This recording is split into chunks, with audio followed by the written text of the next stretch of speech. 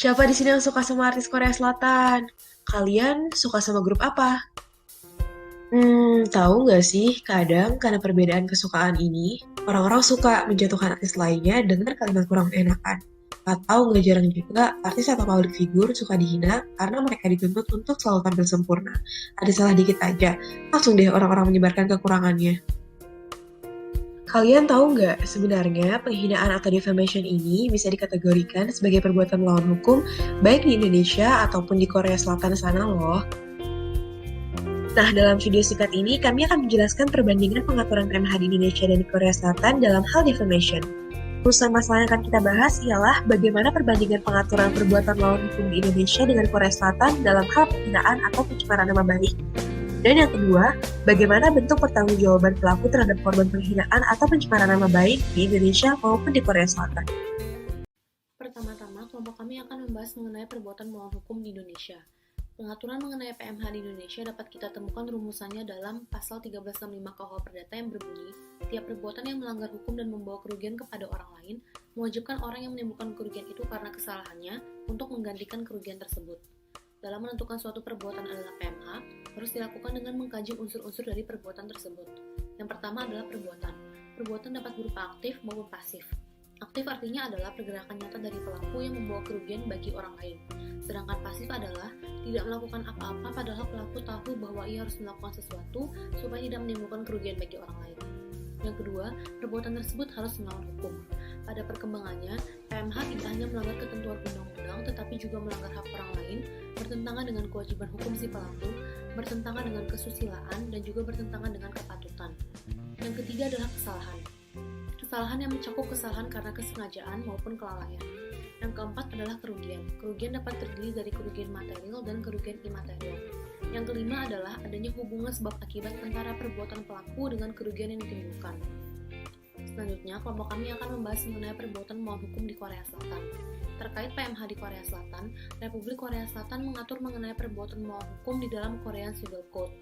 Pasal 750 Korean Civil Code memuat pengaturan mengenai PMH yang berbunyi, barang siapa yang mengakibatkan kerugian atau menimbulkan cedera dengan perbuatan yang melawan hukum, baik dengan sengaja maupun lalai, harus memberikan kompensasi bagi kerusakan tersebut.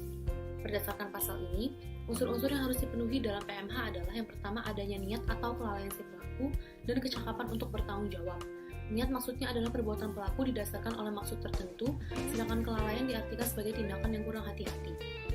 Yang kedua, merupakan perbuatan yang melawan hukum. Hukum dalam konteks melanggar hukum di Korea Selatan juga terdiri dari hukum tertulis dan hukum tidak tertulis seperti di Indonesia. Yang ketiga, perbuatan tersebut menyebabkan munculnya kerusakan atau kerugian bagi orang lain. Maksudnya adalah tindakan pelaku melukai kepentingan orang lain yang dilindungi oleh hukum, sehingga hal ini menimbulkan suatu kerusakan. Defamation atau penghinaan menurut hukum Indonesia. Defamation atau penghinaan baik dalam bentuk lisan atau slander dan tertulis atau libel disebut juga pencemaran nama baik. Masalah pencemaran nama baik atau penghinaan diatur dalam pasal 1372 sampai dengan pasal 1380 Kitab Undang-Undang Hukum Perdata. Penghinaan harus dibuktikan dengan adanya unsur kesengajaan, unsur menyerang kehormatan nama baik, dan unsur di muka umum. Pasal 1372 menyatakan bahwa tuntutan perdata tentang hal penghinaan adalah bertujuan untuk mendapatkan penggantian kerugian serta pemulihan kehormatan dan nama baik. Pasal 1376 membatasi pertanggungjawaban hanya pada kesengajaan. Pasal 1376 Kitab Undang-Undang Hukum Perdata memakai kata oakmark yang berarti maksud untuk menghina yang bersifat lebih sempit daripada kesengajaan atau offset. Kesengajaan itu ada tidak hanya apabila seseorang tidak bermaksud untuk menghina, akan tetapi bila ia tahu perbuatan itu akan membuat orang lain merasa terhina. Pelaku penghinaan bebas dari pertanggungjawaban apabila hal itu dilakukan untuk kepentingan umum atau dalam hal terpaksa untuk membela diri. Defamation menurut hukum Korea Selatan. Korea Selatan menjamin reputasi seseorang sebagai hak konstitusional individu atas perlindungan dari penyalahgunaan kebebasan pers, mengingat harga dan martabat manusia merupakan bagian dari hak asasi manusia yang merupakan hak fundamental dan tidak dapat diganggu-gugat.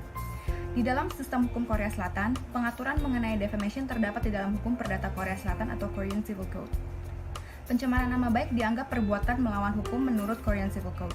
Mengenai penghinaan diatur di dalam pasal 751 dan pasal 764 Korean Civil Code, dan Korea Selatan membedakan antara libel atau penghinaan tertulis dengan slander atau penghinaan lisan. Untuk dianggap sebagai pencemaran nama baik atau penghinaan, publikasi pernyataan tersebut harus dibuat dengan maksud atau niat jahat untuk mencemarkan Selanjutnya, kelompok kami akan membahas mengenai perbandingan pengaturan hukum yang ada di Indonesia dan Korea Selatan mengenai tindak pidana defamation.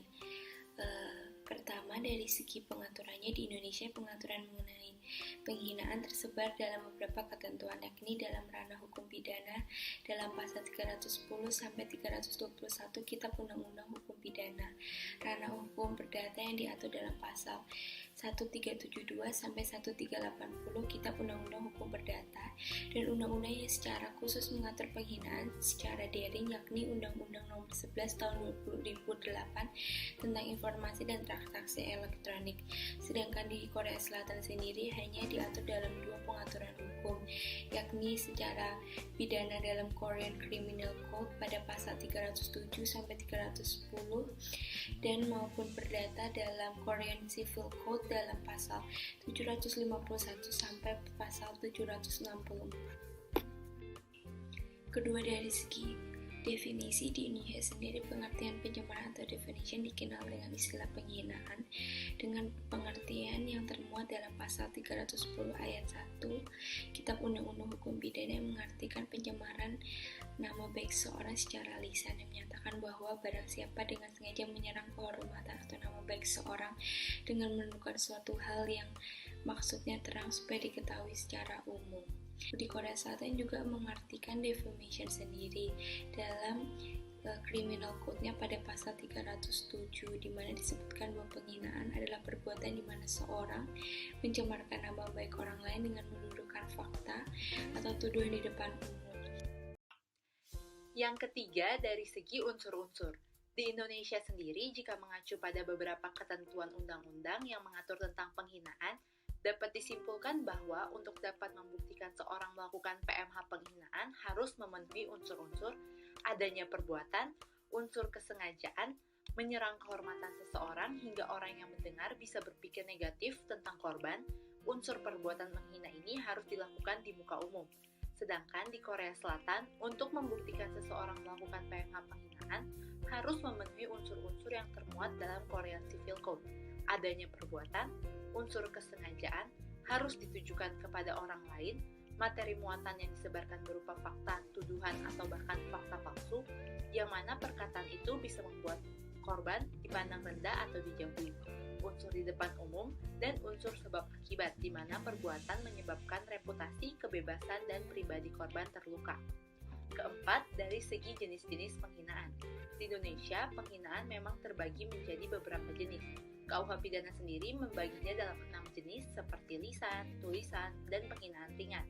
Sedangkan KUH Perdata membagi penghinaan menjadi penghinaan kepada orang yang sudah meninggal, dan penghinaan dengan tuduhan yang ternyata benar berdasarkan putusan pengadilan. Di Korea Selatan, jenis-jenis penghinaan hanya terbagi menjadi dua berdasarkan pasal 309 Korean Criminal Code, yakni pencemaran secara tertulis dan pencemaran secara lisan. Yaitu sanksi. Di Indonesia berlaku ketentuan dalam pasal 1372 KUH Perdata yang mengatur bahwa tuntutan perdata tentang hal penghinaan diajukan untuk memperoleh penggantian kerugian serta pemulihan kehormatan dan nama baik.